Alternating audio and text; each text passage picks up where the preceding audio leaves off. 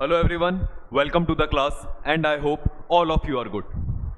तो कल हमने जो लास्ट लेक्चर लिया था उसमें हमने देखा था कि अर्थ का जो इंटीरियर है वो कैसा है, वो सॉलिड फॉर्म में है, लिक्विड फॉर्म में, या फिर सेमी सॉलिड है। ये चीज़ें हमने देखी थी उसके बारे में। इसको पढ़ना जरूरी इसलिए था, मैंने आपको बताया भी था कि जैसे हम वॉल्केनो के बारे में जब देखते हैं कि वॉल्केनो की साइंस क्या है, ठीक है, माउंटेन्स की साइंस क्या है, ओशन रिजिस कैसे बनती है, भूकंप कैसे आते हैं, सुनामी कैसे आती है, ये सारी चीज़ें अगर समझनी है तो आपको इसके लिए सबसे पहले समझना होता है कि अर्थ का अंदर से इंटीरियर कैसा है। तो वो चीज़ आपने देख ली। अब क्या करेंगे, हम उससे जुड़े हुए जो फिनोमिनाज है, ठीक है, वो आगे क्लासेस में देखेंगे। और उसकी स्टार्टिंग सबसे पहले हम किससे करना पसंद करेंगे? अर्थक्वेक से। किससे पसंद करेंगे? अर्थक्वेक से। तो आज की क्लास में हम सिर्फ अर्थक्वेक के बारे में पढ़ेंगे, कैसे आता है, साइंस क्या है इसकी, रीजंस क्या है इसके आने के, और इसके अलावा हम देखेंगे कि इसके जुड़े हुए जो फैक्ट्स होंगे जो आपके एग्जाम के ओरिएंटेड होते हैं, एग्जाम में पूछे जाते हैं, वो सारी चीज़ें हम आज कवर कर लेंगे। तो देखिए, स्टार्ट करते हैं, अर्थक्वेक के बारे में पढ़ते हैं। इसकी स्टार्टिंग अगर आपको करनी है तो सबसे पहले आप क्या करो, जो कल की क्लास में आपने देखा था, क्या देखा था कि ऊपर वाली जो लेयर थी उसे हमने क्या नाम दिया था? क्रस्ट। उसके नीचे वाली को क्या नाम दिया था? Upper mantle.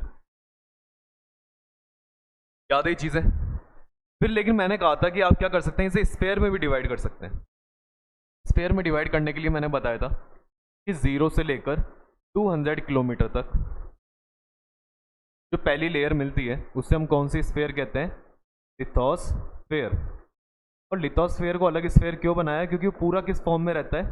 सॉलिड फॉर्म में। किस फॉर्म में रहता है? सॉलिड फॉर्म में। ये पहली चीज़ देखी थी। सेकंड चीज़ हमने क्या देखी थी? इसके बाद जो लेयर मिलती है वो होती है आपकी 200 से लेकर 700 किलोमीटर तक, जिसे हमने क्या नाम दिया था? एस्थेनोस्फेयर। और एस्थेनोस्फेयर जो होती है वो किस फॉर्म में रहती है? सेमी सॉलिड फॉर्म के अंदर रहती है। बात यह है, ये सेमी सॉलिड क्या है? ठीक है, जिन्होंने लेक्चर ले रखा है उन्हें तो पता है, जिन्हें नहीं पता थोड़ा सा एक बार बता देता हूँ। सेमी सॉलिड जो है ये किस तरह बना कि अंदर की जो अर्थ के इंटीरियर की जो रॉक और जो मिनरल्स हैं उनके ऊपर दो चीज़ें एक्ट करती है। एक तो इनके ऊपर एक्ट करता है टेम्परेचर, और एक इन पे एक्ट करता है प्रेशर। टेम्परेचर कहता है कि मैं तुझे लिक्विड में कन्वर्ट कर दूंगा, प्रेशर कहता है मैं तुझे सॉलिड में कन्वर्ट कर दूंगा। पर ये दोनों ही ना होकर, ना सॉलिड ना लिक्विड, ये क्या बन जाते हैं यहाँ पे? Semi solid. मतलब इस जगह पे एस्थेनोस्फेयर में आपको जो भी रॉक्स और मिनरल्स मिलती हैं वो सेमी सॉलिड फॉर्म में होती है। सेमी सॉलिड का मतलब थोड़ी गाढ़ी फॉर्म के अंदर होती है, ना बिल्कुल लिक्विड नहीं होती वो।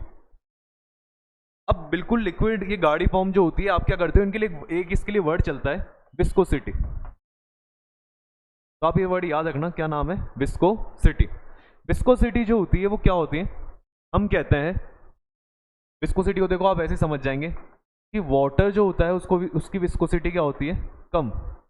वहीं अगर मैं बात करूं घी की, घी जानते हैं सब आप, जो घी होता है उसकी विस्कोसिटी क्या होती है? इसकी कंपैरिजन में ज़्यादा होती है। विस्कोसिटी का मतलब है गाढ़ापन, कि उसमें कितना गाढ़ापन है, ठीक है। और अगर जितना गाढ़ा होगा तो वो फ्लो नहीं कर पाएगा। इसलिए कहते हैं कि वाटर जो होता है वो तो आराम से फ्लो करता है, तो उसकी विस्कोसिटी क्या हो जाती है? कम हो जाती है। वहीं घी जो होता है उसकी विस्कोसिटी ज़्यादा रहती है, वो गाढ़ा ज़्यादा होता है, इसलिए वो फ्लो नहीं करता। और जो फ्लो नहीं करते, मतलब जो फ्लो कम करेंगे, नहीं कर रहे, उनकी विस्कोसिटी हम ज़्यादा मानते हैं। विस्कोसिटी का मतलब है कौन फ्लो होने से मना करता है कि मैं तो फ्लो नहीं होऊंगा, तो घी मना करेगा तो घी की विस्कोसिटी ज़्यादा। वाटर नहीं मना नहीं करता, फ्लो हो जाता है, तो उसकी विस्कोसिटी क्या हो जाती है? कम हो जाती है। आप इसमें घी देख लो, या फिर जैसे शहद होता है तो शहद की विस्कोसिटी भी क्या देखने को मिलेगी? आपको ज़्यादा देखने को मिलेगी, क्योंकि वो भी फ्लो होने से क्या करता है? मना करता है। तो विस्कोसिटी का मीनिंग क्या लिख सकते हो आप यहाँ पे? Resistance to flow. फ्लो होने से मना करने वाला, उसको हम क्या कहते हैं? विस्कोसिटी कहते हैं। तो हम क्या है ना, तो ये मैंने बस एक बीच में थोड़ी सी आपको साइंस की चीज़ बता दी, आप इसे चाहे तो याद करें, अदरवाइज ऐसा कोई ज़रूरी नहीं है यहाँ पे। ये हमें तो ज़रूरी क्या समझना है कि जो आपका एस्थेनोस्फेयर है पूरा किस फॉर्म के अंदर है? सेमी सॉलिड फॉर्म के अंदर होता है। अब सेमी सॉलिड जो होता है, देखो इसकी वजह से क्या होता है, हम एक एग्जांपल लेते हैं। जैसे मान लीजिए मैंने एक बहुत बड़ा भगोना ले रखा है, ठीक है, और उस भगोने के अंदर, भगोना जानते हैं आप, एक बहुत बड़ी मैंने कोई कढ़ाई टाइप की ले रखी है, और उसके अंदर मैंने पानी भरा। पानी भरने के बाद में मैंने उसको बॉईल करना चालू करा। अब बॉईल करने की वजह से देखो क्या होता है, जो पानी अगर बिल्कुल शांत पड़ा है, उसके अंदर कोई टेम्परेचर नहीं है, तो वो एकदम बिल्कुल शांत रहेगा, वो हिलेगा नहीं। ठीक है, अगर मैं उसको गर्म नहीं करूंगा तो वो अपने बिल्कुल शांति से रहेगा बिल्कुल। लेकिन जब मैं उसको गर्म करना स्टार्ट करता हूँ तो बॉयल होने की वजह से उसमें क्या आने लगता है, मूवमेंट आने लगता है, वो हिलना चालू होता है। ठीक है, ऐसा ही एस्थेनोस्फेयर के अंदर है। यहाँ पे क्या होता है, जो ये सेमी सॉलिड है, ये सेमी सॉलिड बहुत ज़्यादा गर्म है और गर्म होने की वजह से इसमें हमको मूवमेंट देखने को मिलता है, ये हमेशा चलता रहता है। अब चलने की वजह से क्या हुआ, जो मैंने कढ़ाई ली थी जिसमें पानी था वो ऐसे हमेशा चलता रहेगा क्योंकि गर्म हो रहा है, उसमें आप देखोगे पानी जो है मूव कर रहा है। मूव करने की वजह से क्या होता है, अगर मान लीजिए मैं 2 लकड़ी की प्लेट्स लेकर आता हूँ, लकड़ी की प्लेट ले ली मैंने 2 और उसके ऊपर रख दी मैंने, तो मुझे क्या दिखेगा कि लकड़ी की प्लेट्स भी क्या कर रही है, उसके साथ में मूव कर रही है, ऊपर वो लकड़ी की प्लेट्स भी हिल रही है। तो ऐसे ही एस्थेनोस्फेयर है, उस पानी की तरह जो हमेशा क्या कर रहा है, मूव कर रहा है, क्योंकि उसमें टेम्परेचर क्या रहता है, ज़्यादा। और इस एस्थेनोस्फेयर के मूवमेंट की वजह से, मतलब यहाँ पे जो सेमी सॉलिड है, सेमी सॉलिड कौन होता है, वो क्या कहेंगे उस सेमी सॉलिड को, अरे वो सेमी सॉलिड जो होता है उसको मैग्मा नाम दे सकते हैं। क्या नाम दे सकते हैं उसको, मैग्मा। और मैग्मा जब जमीन से बाहर निकल कर आता है तो उससे हम क्या नाम देते हैं, लावा। तो लावा देखा है सबने, तो लावा क्या होता है यहाँ पे, ये जो मैग्मा जमीन के अंदर तक, तब तक उसको आप मैग्मा ही बोलना, जमीन के बाहर उसको लावा कहते हैं। तो ये मैग्मा जब मूव करता रहता है तो इसके मूवमेंट की वजह से, जैसे उसके अंदर पानी की मूवमेंट की वजह से ऊपर की प्लेट हिलती थी लकड़ी वाली, ऐसे इस मैग्मा के मूवमेंट की वजह से ऊपर की जो प्लेट है, कौन है यहाँ पे, लिथोस्फेयर, ये मूव करने लगती है, हिलने लगती है। और इसके हिलने की वजह से अगर लिथोस्फेयर हिलेगी, अगर आप जिस जमीन पे खड़े हो, अगर ऊपर से अगर वो हिल रही है तो आपको क्या लगेगा कि हमारे तो क्या आ चुका है, यहाँ पे अर्थक्वेक आ चुका है। तो इस तरह से अर्थक्वेक आता है। अर्थक्वेक के आने का जो मेन कारण होता है वो होता है एस्थेनोस्फेयर। और एस्थेनोस्फेयर में कौन है उसका मेन कारण, ये मैग्मा। पर बात यह है कि जो लिथोस्फेयर है, वो लिथोस्फेयर मूव क्यों कर रही है, क्या वो इतनी हल्की है ना, क्योंकि हमको तो लगता है लिथोस्फेयर तो कंटिन्यू क्या है, एक पूरा एक, मतलब जैसे जमीन है तो कंटिन्यू है पूरी, पर ऐसा नहीं है। जमीन जो है जिस पे आप रहते हो, इस ये कंटिन्यू नहीं है, ये कहीं कहीं पर क्या हो जाती है, डिवाइड हो जाती है। जैसे मान लो ये कुछ इस तरह से, आपको एक डायग्राम से समझ में आएगा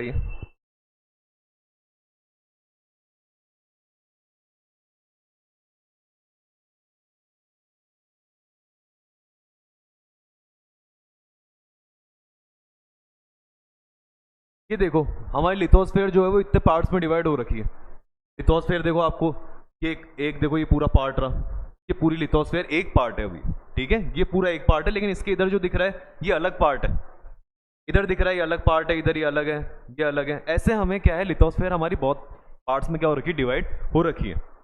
लेकिन इतना भी नहीं है बहुत ज़्यादा डिवाइड है कि आपको हर जगह, कि अगर मैं एक गली से दूसरी जगह जा रहा हूँ तो बीच में मेरे को कोई एक लिथोस्फेयर जो है वो दोनों डिवाइड हो रखी है, नहीं इतनी भी नहीं हो रखी, ठीक है। या मैं एक स्टेट से दूसरे स्टेट जा रहा हूँ, राजस्थान से एमपी जा रहा हूँ, तो मेरे को वहाँ पे फिर लिथोस्फेयर डिवाइड दिख रही है, इतनी भी डिवाइड नहीं होती, पर ये डिवाइड होती है। देखो ऐसे बड़े बड़े पार्ट्स में, बड़े बड़े रीजन्स में डिवाइड हो रखी है। लेकिन हाँ, ये जो पूरी इधर वाली है, ये लिथोस्फेयर पूरी एक है अभी है। और इसके और इधर वाली जो ये पैसिफिक ओशन पे आपको दिख रही है, ये लिथोस्फेयर पूरी क्या है, एक है, ये वाली जो है, ठीक है। अब जो ये वाली लिथोस्फेयर है और ये वाली लिथोस्फेयर है, अलग अलग है, तो हम क्या करते हैं, इसको लिथोस्फेयर ना कह के इस जगह पे अब इसको प्लेट कहना चालू कर देते हैं। क्या कहते हैं इससे, प्लेट। ध्यान रखना, इसे प्लेट कहेंगे। अब प्लेट क्या होती है, ये वाली जो प्लेट है, ये वाली प्लेट है, दोनों के नीचे लावा है, लावा क्या कर रहा है, मूव कर रहा है। अब लावा अगर मूव कर रहा है, तो मूव करते वक्त क्या होता है, जैसे मान लीजिए ये हमने देख लिया यहाँ पे, इधर समझते हैं इसको थोड़ा सा। नीचे ये लावा है,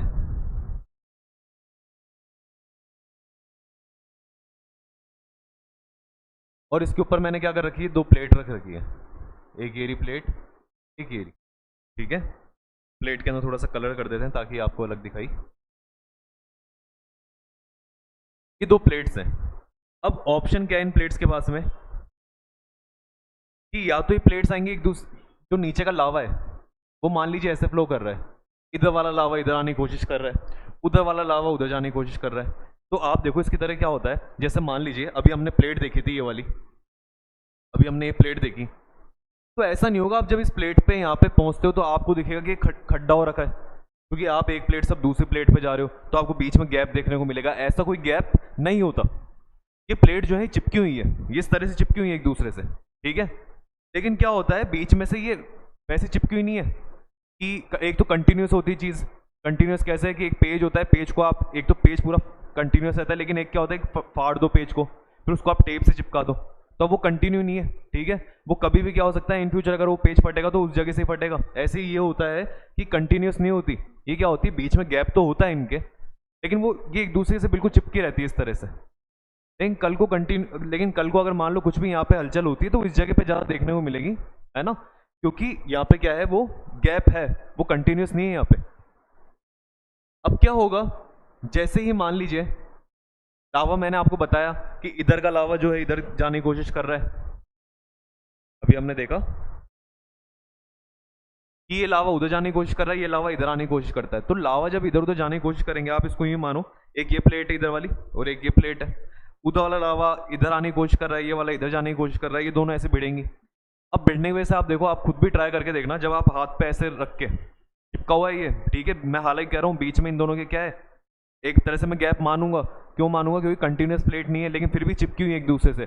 अब जब आप इसको दबाएंगे, दोनों तरफ से प्रेशर लग रहा है, क्योंकि लावा एक दूसरे पास में ला रहा है, तो देखो ये हिलना चालू हो जाती है प्लेट्स, ठीक है। आप भी अपने हाथ पे करके देखोगे तो आपको भी शेक फील होगा। तो ये जो वाइब्रेशन है, ये जो वाइब्रेशन फील हुआ, यही वाइब्रेशन आपका क्या बन जाता है, फिर अर्थक्वेक बन जाता है। जब ये एक दूसरे से दूर जाती हैं, ये लावा इधर आ गया, ये लावा इधर आ गया, अब ये जो लावा इधर जा रहा है, उधर जा रहा है, तो प्लेट्स क्या हो जाएंगे, एक दूसरे से दूर हो जाएंगे। दूर होने की वजह से इनके बीच में क्या आ जाएगा, गैप आ जाएगा, गैप दिख रहा है। अब गैप की वजह से क्या होगा, जो नीचे का लावा है उसको जगह मिल गई किधर आने की, ऊपर आने की। तो जैसे ही दूर दूर जाएंगे, यहाँ से बीच में से कौन निकल कर आ जाएगा, ऊपर लावा निकल कर आ जाएगा। लावा के ऊपर आते क्या बन जाती है, वहाँ पे फिर वॉल्केनो हमको देखने को मिलता है, ठीक है।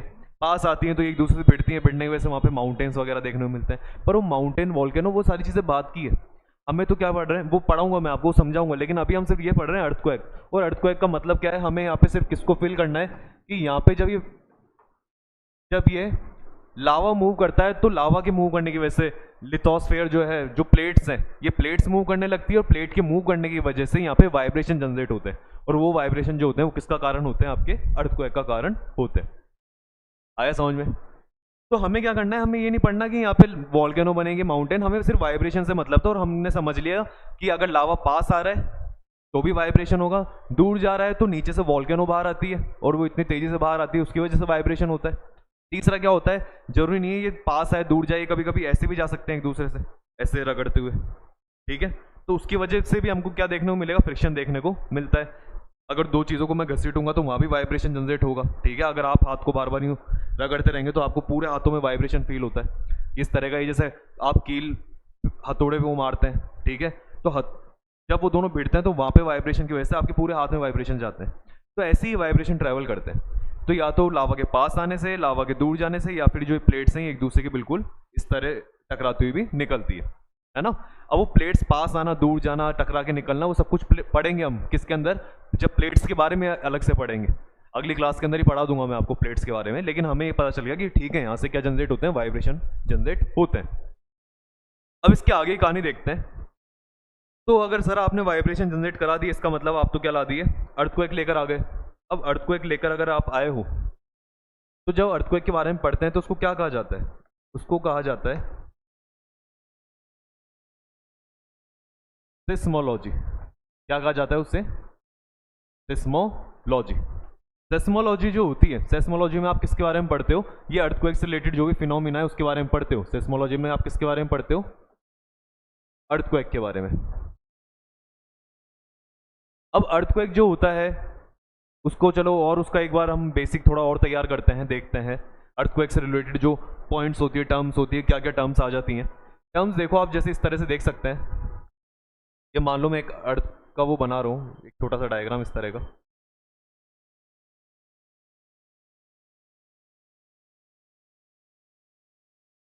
ये मान लीजिए ज़मीन है, ठीक है, ये ज़मीन है ऊपर वाली, और यहाँ पे एक लड़का खड़ा है,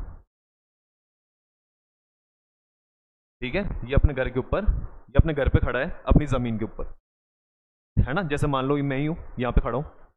अब क्या हो रहा है, ये जो लिथोस्फेयर का अभी हमने देखा कि लिथोस्फेयर बढ़ती हैं, दूर होती हैं, उसकी वजह से क्या होता है, हमें अर्थक्वेक देखने को मिलता है। पर ये जो लावा का मूवमेंट हो रहा है, लिथोस्फेयर का भिड़ना है, ये सारा काम कहाँ पे हो रहा है, अर्थ के नीचे की तरफ हो रहा है, ठीक है, क्योंकि लावा तो नीचे की तरफ है।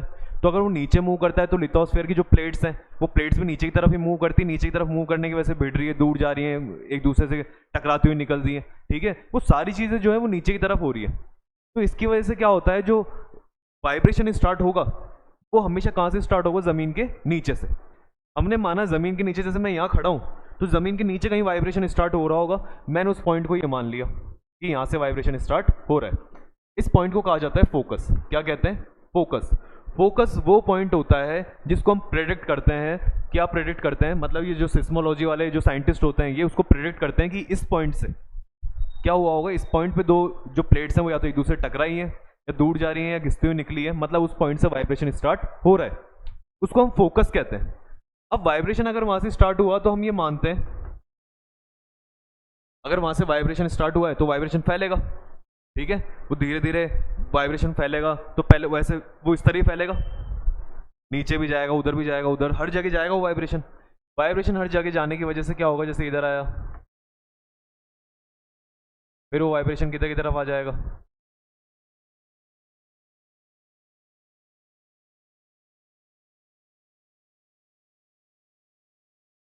इस तरह वो वाइब्रेशन फैलने लगेगा। जमीन के ऊपर जहां पे मुझे सबसे पहले वो वाइब्रेशन फील होगा, इस जगह पे जहां पे मैं खड़ा हूं, अब जाके मुझे वो वाइब्रेशन फील होगा, ठीक है। और जब मुझे वो वाइब्रेशन जहां पे मुझे जमीन पे फील होता है उसे कहा जाता है एपी सेंटर। क्या कहा जाता है उसे, एपी सेंटर।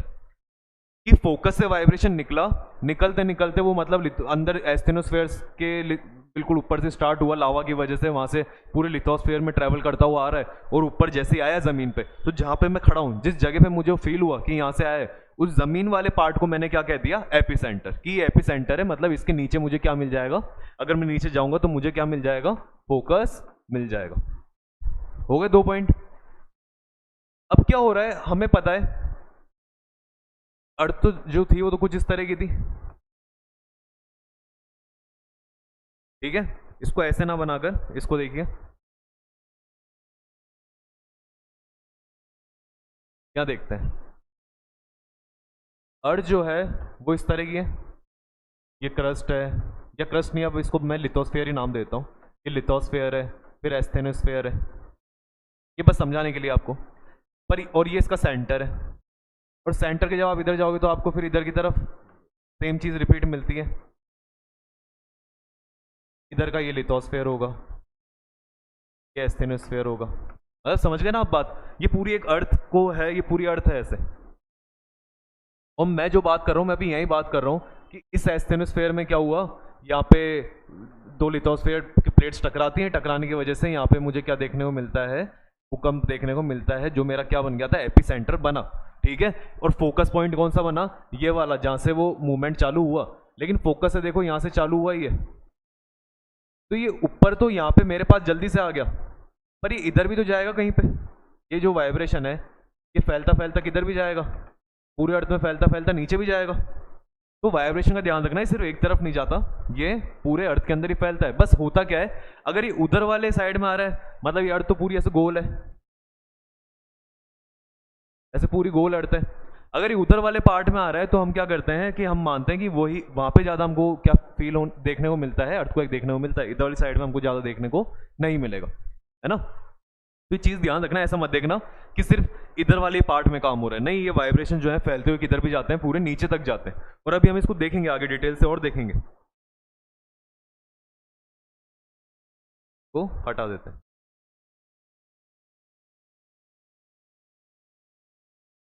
तो आपको ये चीज समझ में आई, आपको फोकस समझ में आ गया, आपको एपी सेंटर समझ में आ गया। ये 2 वर्ड जो हैं इसके अंदर आ जाते हैं। फोकस को जो है वो हाइपर सेंटर भी कहा जाता है। तो ये टर्म्स जो है दोनों याद कर लेना। पर अब देखो हमें क्या चीज देखने को मिली कि नीचे एस्थेनोस्फेयर में मूवमेंट हुआ, लिथोस्फेयर में वाइब्रेशन जनरेट हुए। क्या जनरेट हुए, वाइब्रेशंस। क्या जनरेट होते हैं, वाइब्रेशंस। और वाइब्रेशंस जो होते हैं यहाँ पे, वाइब्रेशंस जो होते हैं ये ट्रैवल करते हैं इन वेव फॉर्म। किसकी फॉर्म के अंदर ट्रेवल ट्रैवल करते हैं वाइब्रेशन, वेव की फॉर्म में। वेव मतलब समझ गए आप, तरंगे जो होती है उस फॉर्म में ट्रैवल करते हैं। देखो एक मैंने फोटो भी रख रखी है आपके लिए, वो बताने के लिए, मिल जाए तो। ये देखो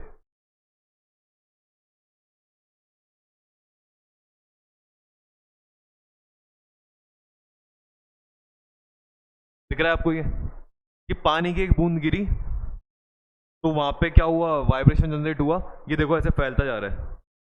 अब ये यूं फैलता जा रहा है तो ये जो बनती हुई दिख रही है आपको ये सारी क्या है, ये वेव्स हैं।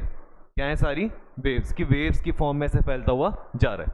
तो हम क्या करते हैं, हम जब इसके बारे में पढ़ते हैं, हम जब इसके बारे में पढ़ेंगे अर्थक्वेक के बारे में, वाइब्रेशन के बारे में हमें पढ़ना पड़ेगा। तो और जब वाइब्रेशन के बारे में पढ़ना है तो सबसे अच्छा आप किसके बारे में पढ़ो, वेव के बारे में पढ़ो कि यहाँ पे कौन कौन सी वेव होती है। यही अर्थक्वेक की आपको साइंस को समझाएगा कि कौन सी वेव पावरफुल होती है, किस तरह की होती है, क्या है क्या नहीं, वो सब कुछ देखते हैं। देखो हमें बस ये समझ में आ गया कि मुझे अर्थक्वेक पढ़ना होता है, तो अर्थक्वेक तो आता है वाइब्रेशन की वजह से। और अगर वाइब्रेशन को समझना है तो किस में चल जाओ आप, उसकी वेव के अंदर चल जाओ कि वाइब्रेशन जो होती है वो तो वेव फॉर्म में आता है ना। यही होता है जब आप साइंस पढ़ते हो, तो साइंस के अंदर क्या होता है, आप एक चीज़ से दूसरी चीज़ में जाते चले जाते हो और आपको फिर लास्ट में जाके मेन चीज़ पता लग जाती है, अच्छा ये कारण है और ये चीज़, इस चीज़ में चेंज आने की वजह से इन सब में चेंज आ जाता है। अगर वेव्स में चेंज आएगा तो उसकी वजह से वाइब्रेशन चेंज होंगे, वाइब्रेशन की चेंज की वजह से अर्थक्वेक भी चेंज हो जाएगा कि या तो वो ज़्यादा हो सकता है या वो क्या हो सकता है, कम हो सकता है। तो देखो इसके अंदर हमें किसके बारे में पढ़ना है, वेव्स के बारे में। तो वेव्स के बारे में स्टार्ट करते हैं। इसे इस तरह समझते हैं कुछ,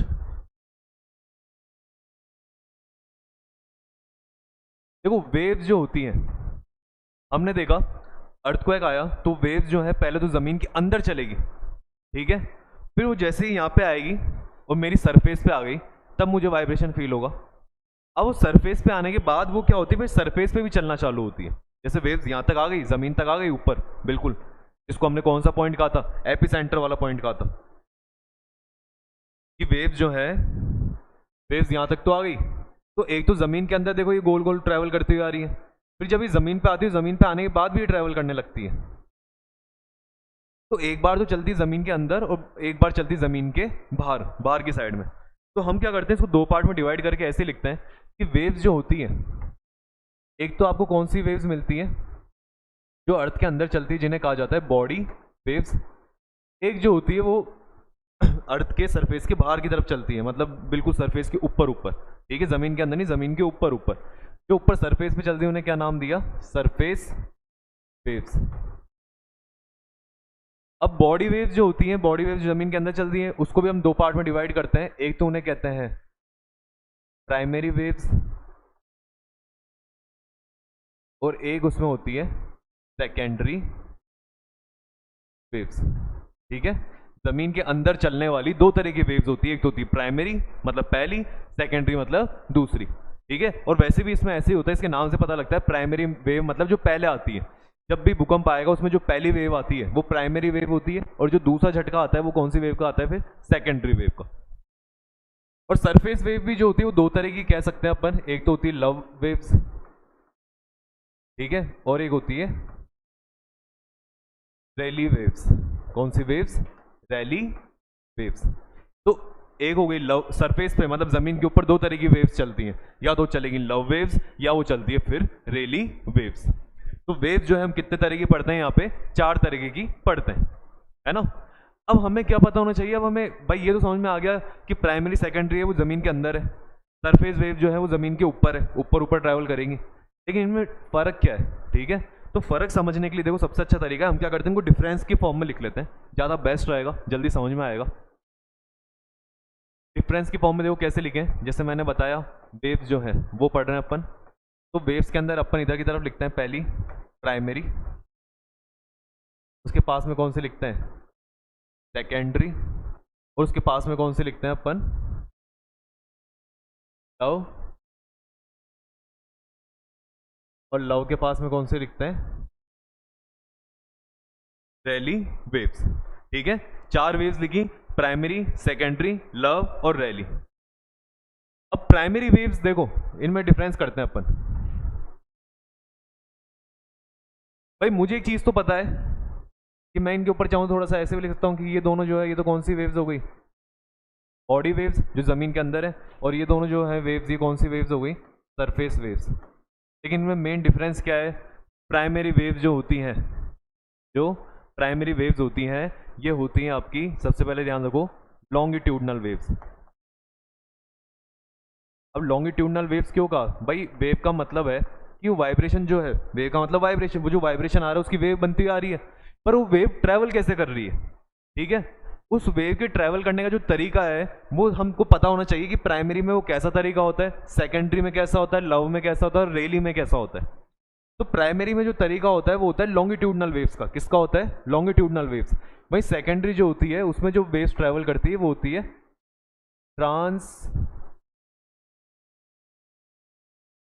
ट्रांसवर्स वेव। कैसी वेव होती है वो? Transverse wave.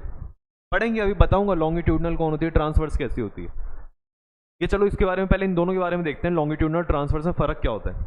अब देखो ये वेव इस तरीके की है, जैसे मान लीजिए हम एक कोई कहीं पे भंडारा चल रहा है, क्या चल रहा है, कहीं पे कोई भंडारा चल रहा है जहाँ पे खाना वाना मिल रहा है, प्रसाद बांटा जा रहा है। अब उस लाइन में अपन लगे हुए हैं, ठीक है, लग गए लाइन में, बहुत सारे लोग लग रहे हैं।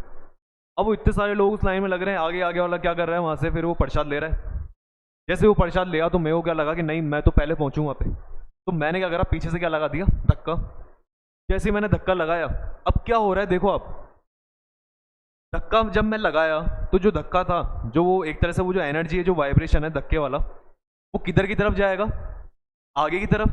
क्योंकि धक्का जो है मैं लगाया तो लगते लगते लगते लगते क्या होगा, जो स्टार्टिंग में जो जिसको प्लेट मिली है उसके हाथ से प्लेट आगे चल जाएगी, क्योंकि उस पर क्या लगा है, धक्का लगा है। तो जो मेरा धक्का था, जो वाइब्रेशन था, वो भी आगे की तरफ वो आगे की तरफ गया। और लोग किधर की तरफ गए? लोग भी आगे की तरफ गए, ठीक है। तो जो वाइब्रेशन है, वाइब्रेशन और जो उसके पार्टिकल्स हैं, पार्टिकल मतलब जिसमें वाइब्रेशन ट्रैवल होता हुआ जा रहा है, हमें पता है क्योंकि जमीन से जब वो ऊपर तक आएगा तो जमीन के जो पार्टिकल्स हैं, ठीक है, उन्हीं में वो फ्लो होता हुआ आएगा। वो पार्टिकल्स ही तो वाइब्रेट करेंगे। बात ये होती है कि पार्टिकल कैसे वाइब्रेट करेगा। पार्टिकल के वाइब्रेट करने के, पार्टिकल के पास दो चांस है। क्या? कि अगर वो मान लो वेव जा रही है इधर की तरफ, वेव किधर जा रही है, उधर की तरफ, और पार्टिकल भी कैसे वाइब्रेट कर रहा है, मैं इसमें लिखता हूं, देखो ये तो है वेव का डायरेक्शन, और पार्टिकल का डायरेक्शन जो है वो भी उधर की तरफ ही रहता है। पार्टिकल भी इधर जा रहा है और वो वेव भी इधर जा रही है। जैसे अभी धक्का लगाया मैंने तो क्या हुआ, मैं मतलब पार्टिकल भी उधर गया और मैंने जो धक्का लगाया, जो वाइब्रेशन है वो भी उधर की तरफ गया। ऐसी वेव को अपन कौन सी वेव कहते हैं? Longitudinal wave. भाई ट्रांसवर्स जो वेव होती है, ट्रांसवर्स वेव, ये थोड़ी अलग होती है। ट्रांसवर्स वेव में क्या होता है कि वेव जा रही है उधर की तरफ, ठीक है, वेव का डायरेक्शन क्या है, उधर की तरफ ही है, पर जो पार्टिकल्स हैं वो पार्टिकल का डायरेक्शन देखो कैसे होता है, ऊपर नीचे। पार्टिकल का डायरेक्शन कैसा होता है? ऊपर नीचे। पार्टिकल ऐसे मूव करता है, मतलब वो पार्टिकल अगर उधर जाना है तो कैसे जाएगा? यूं जाएगा। समझ रहे हो? कैसे समझोगे इसको? इसको तुम ऐसा मान लो, जैसे इसके अंदर तुमने माना, मैंने क्या कहा, इसमें मैंने कहा था भंडारे की,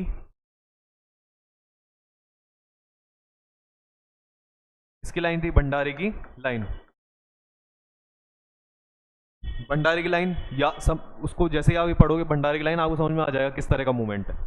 इसमें आप क्या पढ़ो, इसमें आप याद रखो रोलर कोस्टर, ठीक है। अब रोलर कोस्टर कैसा वाला कि पहले जैसे रोलर कोस्टर में बैठे तो ऊपर गया, फिर नीचे आ गया, फिर ऊपर गया, फिर नीचे आ गया, फिर ऊपर गया, फिर नीचे आ गया, फिर ऊपर गया। समझ रहे हो बात को?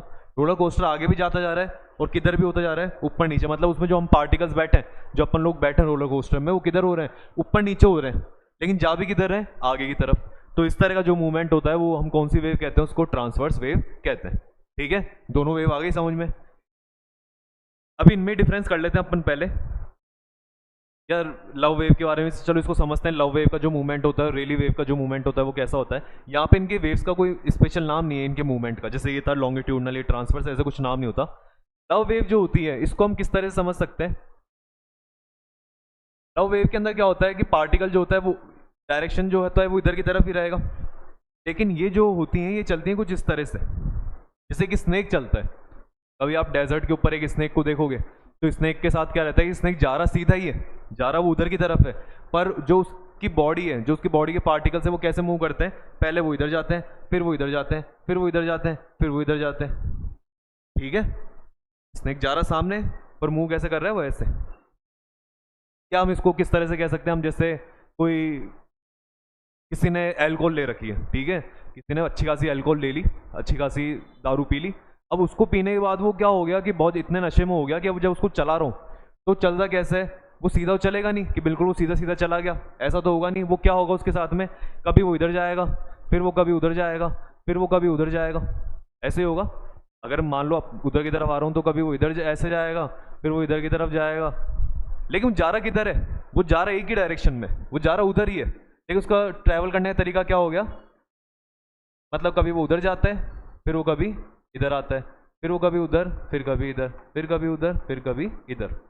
अब क्या होगा अगर मैं आपको इसको ड्रॉ कर दूं ना, यहाँ पे मैं ड्रॉ ऐसे कर दूंगा इसको, देखो कि कभी उधर गया, कभी इधर गया, कभी उधर, कभी इधर, तुम क्या समझ लोगे, ये इस तरह की वेव समझ लोगे इसको, ऊपर नीचे वाली। पर यहाँ पे ऊपर नीचे थोड़ी ना है, ऊपर नीचे थोड़ी ना, वो साइडों में अपने लेफ्ट कभी राइट, कभी लेफ्ट कभी राइट, इस तरह से जा रहा है। तो इसलिए क्या होगा, अगर सबके मैं ऐसे डायग्राम बनाऊंगा तो वो पॉसिबल नहीं है आपको समझाने के लिए। आपको समझ में कैसे आएगा, जब मैं इसके एग्जाम्पल्स के नाम लिख दूं, वो ज़्यादा सही रहेगा तरीका। ये छोटे छोटे तो हो गए इसके पार्टिकल, पार्टिकल का डायरेक्शन, और ये सामने किसका डायरेक्शन हो गया, वेव का डायरेक्शन। और इसका एग्जाम्पल से याद रखो, आप याद रखो, जैसे walk of N alcoholic man, एक एल्कोहलिक मैन जो वॉक करता है, ठीक है। या इसके अंदर एक और याद रखो, मूविंग ऑफ स्नेक ऑन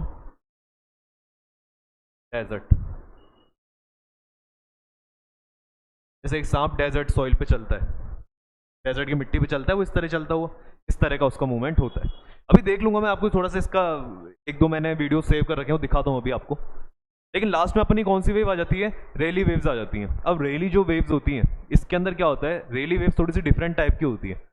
इसमें क्या होगा, ऊपर नीचे होगा, पार्टिकल किधर मूव करेगा, ऊपर नीचे, लेकिन वो कुछ इस तरह मूव करता है कि जैसे पार्टिकल गया, फिर वो ऐसे घूम जाएगा, मतलब सिर्फ वो ऊपर नीचे होके ऐसे नहीं जा रहा, वो कैसे होता है, वो जाता है, फिर वो एक पूरा चक्कर काट के, फिर वो ऐसे आगे, फिर वो ऐसे आगे, फिर वो ऐसे घूमता हुआ जा रहा है वो, ठीक है। वो कैसे जा रहा है, घूमता हुआ जाता है। जैसे कि रैली वेव्स को भी समझना है तो आप रोलर कोस्टर में बैठ जाओ, जैसे ये रोलर कोस्टर था, पर अब जो रोलर कोस्टर है वो सीधा ना जाके, वो ऐसे, पहले वाला रोलर कोस्टर तो ऐसे जा रहा था, up and down, up and down, up and down.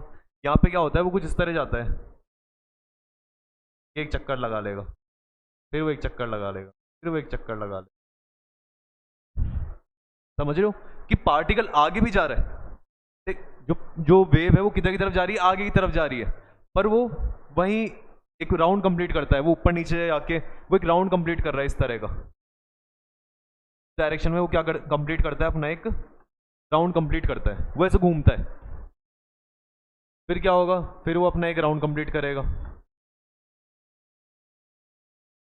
तो ऐसे घूमता हो जाता है वो पार्टिकल। यूं जो वेव है वो इस तरह घूमती हुई जाती है, इस तरह वेव आगे तक जाती है। तो इस तरह जब वेव मूव करती है, अब आपको इसके लिए तो मैं क्या एग्जांपल दूं, इसको भी मैं कहता हूँ रोलर कोस्टर में बैठे हैं, ठीक है। पर रोलर कोस्टर जो है वो इस बार सिर्फ ऊपर नीचे नहीं हो रहा, वो क्या हो, रोलर कोस्टर कैसे, वो देखा होगा आपने, रोलर कोस्टर ऐसे जाता है, फिर उसमें लोग बिल्कुल उल्टे हो जाते हैं, फिर वो सीधा होकर आगे जाता है, फिर उल्टे हो गए, फिर सीधा होकर आगे गया, फिर उल्टे होकर घूम के आते हैं, वो उस तरह का मूवमेंट है यहाँ पे ये। तो इस तरह का जो मूवमेंट होता है वो हमको कौन सी वेव में देखने को मिलता है, रेली वेव में देखने को मिलता है।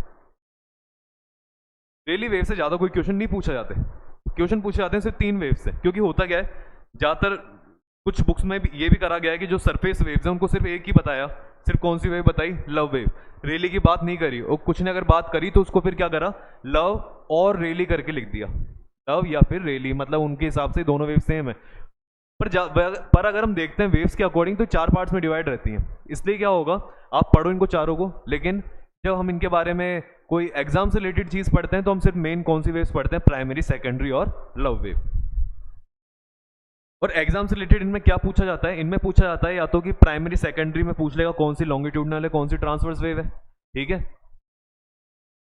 या वो आपसे पूछ सकता है कि कौन सी वेव जो होती है वो फास्ट ट्रैवल करती है, कौन सी वेव जो होती है स्लो ट्रैवल करती है, कौन सी वेव जो होती है हार्मफुल होती है, डिजास्टर्स होती है, मतलब जिससे डिजास्टर आपको ज़्यादा देखने को मिलेगा, कौन सी होती है जिनसे डिजास्टर कम देखने को मिलता है, ठीक है। लेकिन इसको समझने से पहले हम क्या करते हैं, हम इसमें एक दो चीज़ें और देख लेते हैं।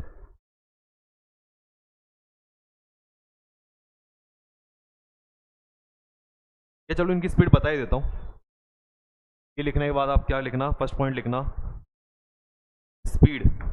स्पीड जो होती है वो किसकी ज़्यादा होती है? प्राइमरी की सबसे ज़्यादा, सेकेंडरी की उससे कम, और लव की सबसे कम। वहीं अगर बात करता हूं डिजास्टर की,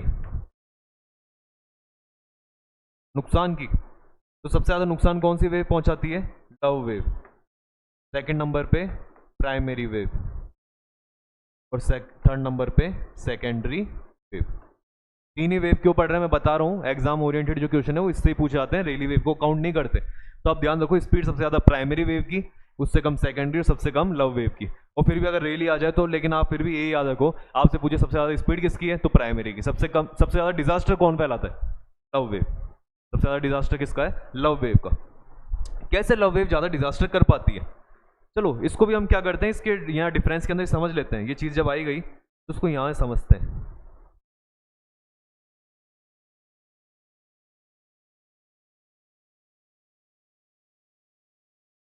इसको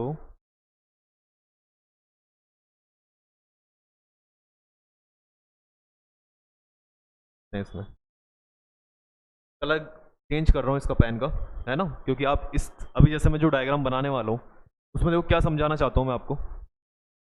या चलो ऊपर लिखते हैं इसको, ठीक है, आप उसके नीचे ही बना लेना चाहे से। ये मैं बना रहा हूँ प्राइमरी वेव्स, ये हो गई सेकेंडरी वेव्स। वेव की फॉर्म में बना रहा हूँ, है ना। ये कौन सी वेव हो गई आपकी? Secondary wave. और ये कौन सी होगी फिर आपकी? Love wave. क्या देखने को मिला, क्या जानने को मिला? जानने को ये मिला कि सर इनकी तीनों की डिस्टेंस है ना लगभग सेम है। वो ज़्यादा बड़ी हुई है, छोटा कर देते।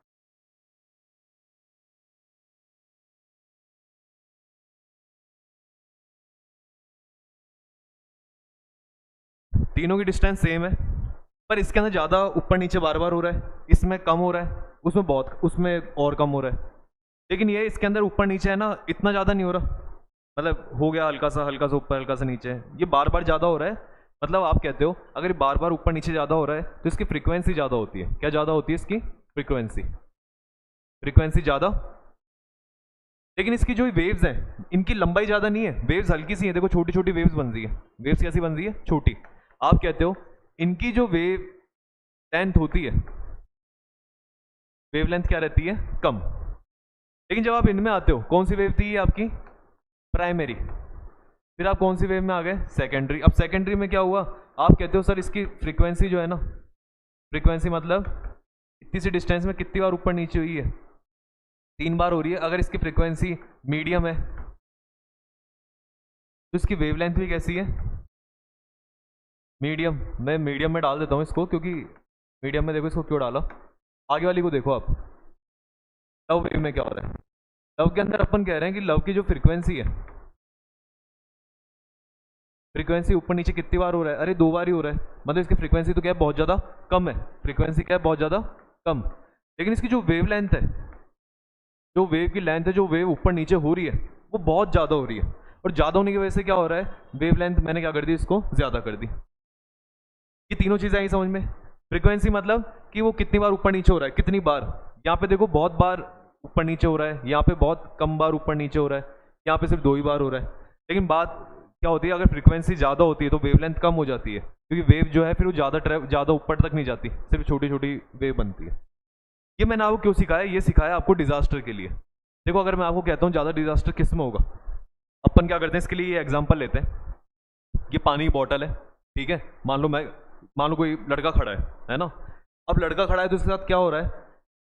अर्थक्वेक आया, अर्थक्वेक आते ही प्राइमरी वेव्स आई, प्राइमरी वेव्स आई, ठीक है। लड़का वो कह रहा है यार हलचल हो रही है, भूकंप आ रहा है, भग लेता हूँ, इधर उधर चल जाता हूँ, है ना। जो जाके आराम से कहीं पे भी, कहीं जब उसको शेल्टर मिलेगा, जो भी चीज़ होती है, किसी टेबल के नीचे लेट जाना, क्योंकि टेबल के नीचे ताकि हमारा हेड जो है प्रोटेक्टेड रहे, उसके नीचे बैठ जाना, है ना। इस तरह की हम चीज़ें करते हैं ताकि इससे बच सकें। तो वो जाके बैठ गया। लेकिन हुआ क्या, सेकेंडरी में क्या हुआ, सेकेंडरी वाली थोड़ी इस तरह आई। अच्छा ये देखो सेकेंडरी का मैंने यहाँ पे उल्टा लिख दिया, इसको सही करते हैं अपन,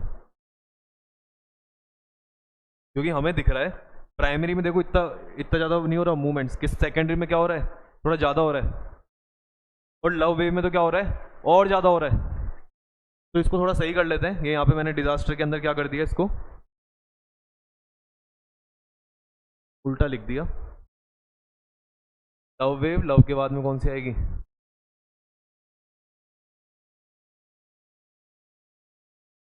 सेकेंडरी, और सेकेंडरी के बाद कौन सी आएगी, प्राइमरी। तो ध्यान रखना ये, इसको सही कर लेना। सबसे ज़्यादा डिजास्टर्स जो होती है वो लव वेव होती है, क्योंकि लव वेव में देखो कितना ज़्यादा मूवमेंट हो रहा है, अरे ये बोतल जो है ये पागल हो जाएगी, ठीक है, वो लड़का जो है वो पागल हो जाएगा कि क्या हो रहा है ये, वो तो उछल रहा है यूँ ज़मीन के ऊपर, इतनी तेज वेव्स आ रही हैं। सेकेंडरी में क्या होता है, थोड़ा कम रहता है कि उसको लग रहा है कि यार दिक्कत हो रही है, मकान वकान टूट रहे हैं, वो भग रहा है, लेकिन फिर भी वो सीधा नहीं भग पा रहा क्योंकि हिल रही है ज़मीन बहुत तेज तेज।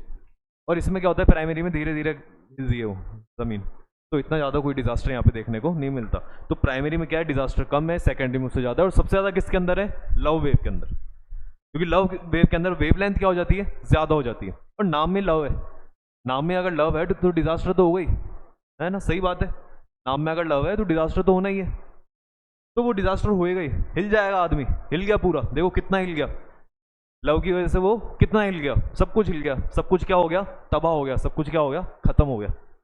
तो लव वेव जो है, इसलिए इसका नाम ऐसा मत देखना, इसलिए इसका नाम लव वेव रखा है, ठीक है, इसके जो साइंटिस्ट था जिसने इसको बताया था इस वेव के बारे में, उसका नाम था लव।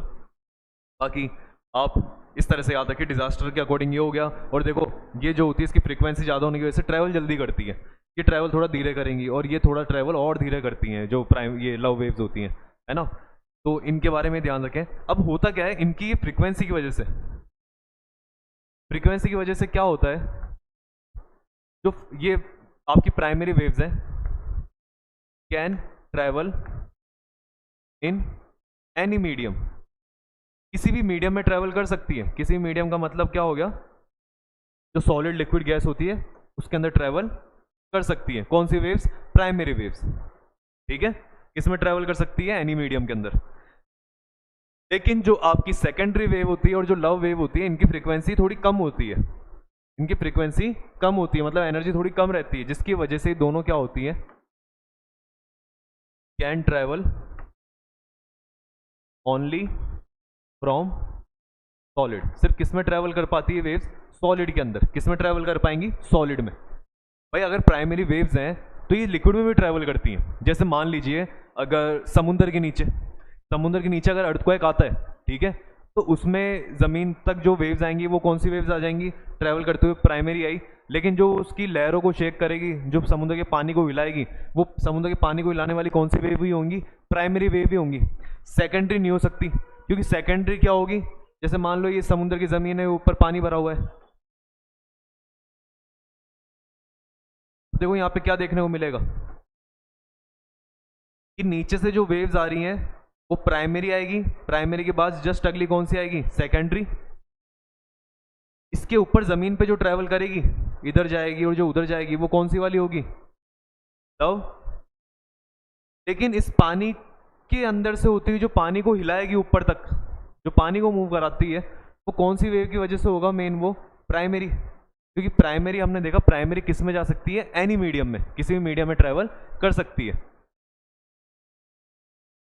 लेकिन फिर वो है कि वो सरफेस से बाहर नहीं आ पाएगी। सरफेस के बाहर नहीं आने की वजह से हम क्या करते हैं, इस वाले जो ये फिनोमिना है, इसके लिए हम सुनामी वेव्स को पढ़ते हैं, जो हम बाद में देखेंगे। इसको तो अभी यहीं छोड़ते हैं, हम रहने देते हैं इसको, है ना, सुनामी वेव्स में पढ़ लेंगे इसको, ये तो यहाँ हटाते हैं। लेकिन ये समझाना चाह रहा हूँ आपको कि जो प्राइमरी वेव्स हैं वो अगर ज़मीन के अंदर चल रही हैं, तो ज़मीन के अंदर अगर उसको सॉलिड मिला तो उसमें ट्रैवल करेगी, लिक्विड मिला तो उसमें भी ट्रैवल करेगी। लेकिन सेकेंडरी वेव्स अगर ज़मीन में चल रही है, उसको सॉलिड मिलेगा तब तक ये ट्रैवल करेगी, जहाँ पे इसको लिक्विड मिलेगा वहाँ पे ट्रैवल करना बंद कर देगी। और लव वेव जो होती है वो भी किस में ट्रैवल करेंगी, सॉलिड में। और लव को तो दिक्कत भी नहीं होती, क्योंकि लव जो होती है वो ज़मीन के ऊपर चलती है, और ज़मीन के ऊपर अगर चल रही है तो ज़मीन के ऊपर तो क्या है, सॉलिड ही सॉलिड है ना। तो जो लिथोस्फेयर ही तो है, लिथोस्फेयर में सॉलिड ही सॉलिड है, तो लव वेव को ज़्यादा दिक्कत नहीं होती, वो क्रस्ट के ऊपर चलती रहती है और फैलती चली जाती है। तो इसलिए क्या होता है, ये मैंने आपको क्यों बताया, ये मैंने आपको बताया अब इस कारण से, एक चीज समझते हैं हम,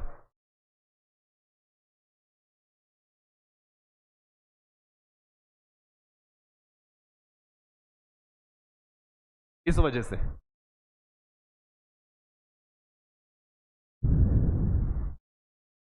इसको हम लिख सकते हैं रिफ्रैक्शन ऑफ वेव फ्रॉम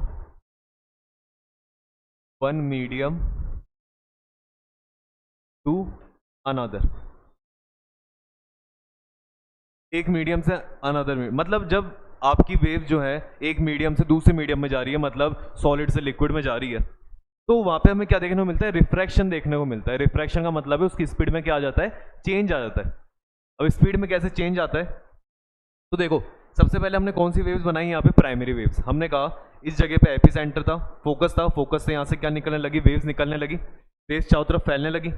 अब फैलती फैलती देखो वेव्स यहाँ तक आई फैलते हुए, अर्थ की कितने डिग्री तक आ गई, 105 तक। इधर भी कहाँ तक आ गई, 105 डिग्री तक। मतलब खुद वो 0 डिग्री पे है, तो इधर 105 उधर 105 डिग्री तक प्राइमरी वेव सीधी सीधी चली गई। लेकिन जब 105 के आगे जा रही है तो उसको क्या करना पड़ रहा है, यहां से निकलना पड़ रहा है, और ये है कोर। ये क्या है, कोर। और हमें पता है कोर के अंदर जो आउटर कोर था, कोर में जो आउटर कोर होता है वो किस फॉर्म में होता है, लिक्विड फॉर्म में होता है। किस फॉर्म में होता है, लिक्विड फॉर्म में। याद करो पढ़ाया था मैंने इंटीरियर ऑफ द अर्थ में। तो इसके लिक्विड फॉर्म के होने की वजह से, ये जो आउटर कोर है इसके लिक्विड होने की वजह से यहाँ पे क्या होता है, जैसी वेव इसके अंदर एंटर करती है उसकी स्पीड जो होती है, ठीक है, लिक्विड आने की वजह से उसकी स्पीड क्या हो जाएगी, कम हो जाती है। स्पीड क्या हो जाती है, कम। क्या बताया मैंने, प्राइमरी जो वेव है सॉलिड से काय में जा रही होती है, लिक्विड के अंदर, उसकी स्पीड क्या हो जाती है, स्पीड डिक्रीजेस। और स्पीड कम होने की वजह से उसका जो डायरेक्शन होता है वो क्या हो जाता है, चेंज हो जाता है। और उस डायरेक्शन चेंज होने को अपन क्या कहते हैं, रिफ्रैक्शन कहते हैं। क्या कहते हैं उसको, रिफ्रैक्शन।